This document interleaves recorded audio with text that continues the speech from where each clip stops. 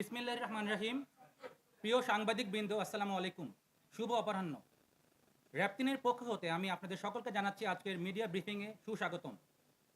আপনারা অবগত আছেন যে গত ১০ জানুয়ারি ২০২৬ তারিখে রাজধানীর বনশ্রীতে রেডিয়েন্ট স্কুল অ্যান্ড কলেজের ১০ম শ্রেণীর শিক্ষার্থী ফাতেমা আক্তার নীলিকে নিজ বাসায় অজ্ঞাত দুর্বৃত্ত কর্তৃক গলা কেটে নির্মমভাবে হত্যার ঘটনা ঘটে, যা সারা দেশে ব্যাপক চাঞ্চল্যের সৃষ্টি করে।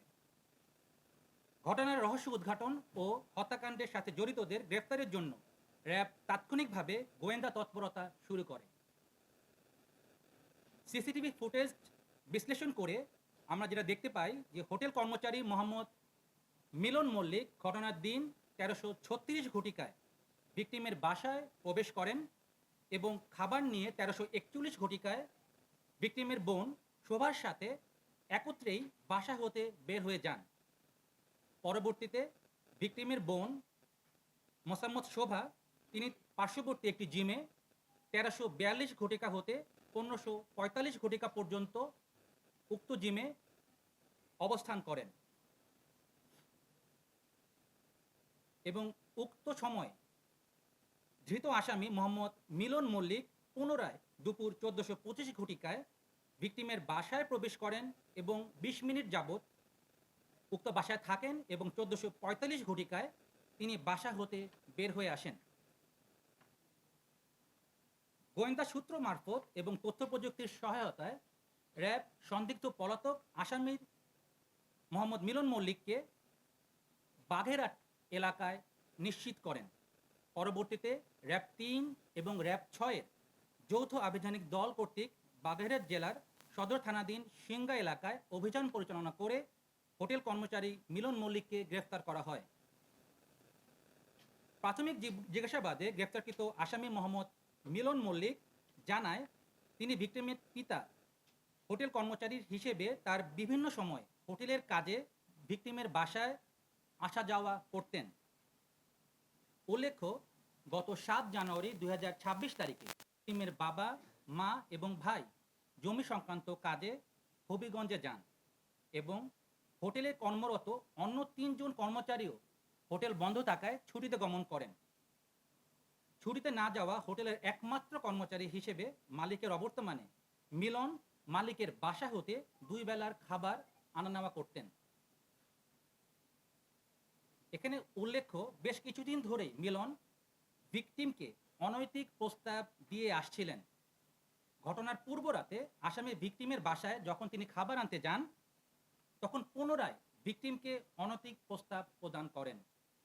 ভিকটিম আসামির প্রস্তাবে রাজি না হয়ে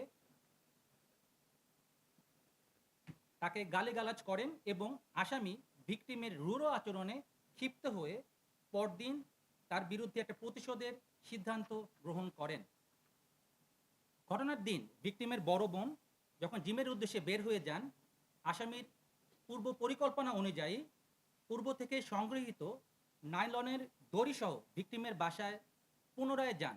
প্রথমবার উনি খাবার আনার জন্য যান এবং তার বোনের সাথেই বের হয়ে আসেন, বড় বোনের সাথে বের হয়ে আসেন সবার সাথে, এবং পরবর্তীতে পুনরায় তিনি তার বাসায় যান এবং অনৈতিক প্রস্তাবের ব্যাপারে আবার তাকে জানান। আসামির অনৈতিক প্রস্তাবে রাজি না হওয়ায় ভিকটিমকে এক পর্যায়ে ধস্তাধস্তির এক পর্যায়ে তাকে পিছন থেকে লাইলনের দড়ি দিয়ে তার গলায় শ্বাসরোধ করে তাকে হত্যা করার চেষ্টা করেন। পরবর্তীতে ভিকটিমের চিৎকার চেঁচামেচির লোক সমাগম হওয়ার ভয়ে রান্নাঘরে থাকা বটি দিয়ে আসামি ভিকটিম গলা কেটে হত্যা করেন। হত্যাকাণ্ডের পর ঘটনাস্থল হতে দ্রুত তিনি পালিয়ে যান এবং যাওয়ার পূর্বে বাসার বিভিন্ন আসবাবপত্র তল্লাশি করে নগদ অর্থ নিয়ে যান।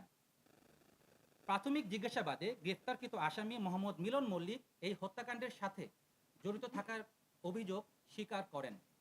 এই নৃশংস হত্যাকাণ্ডের পিছনে অন্য কোনো উদ্দেশ্য আছে কিনা তা তদন্তকারী কর্মকর্তার বিস্তারিত তদন্তে বেরিয়ে আসবে বলে আমরা মনে করি। আমরা আসামির সাথে একটা ব্যাগ পাই এবং ব্যাগে অন্যান্য কাপড় চোপড়ের সাথে ওই দিন যেই কাপড়টি উনি ব্যবহার করেছিলেন কালো প্যান্ট এবং নীল গেঞ্জি এবং একটি হুডিটা আমরা পাইনি, বাট কালো প্যান্ট এবং একটি নীল গেঞ্জি আমরা আসামির কাছ থেকে উদ্ধার করতে সক্ষম হই। তার পূর্বে ঘটনাস্থল থেকে পুলিশ যে ঘটনায় যে ব্যবহৃত যে বটিটি সেটি উদ্ধার করে এবং নাইলনের যে দড়িটি সেটি উদ্ধার করে।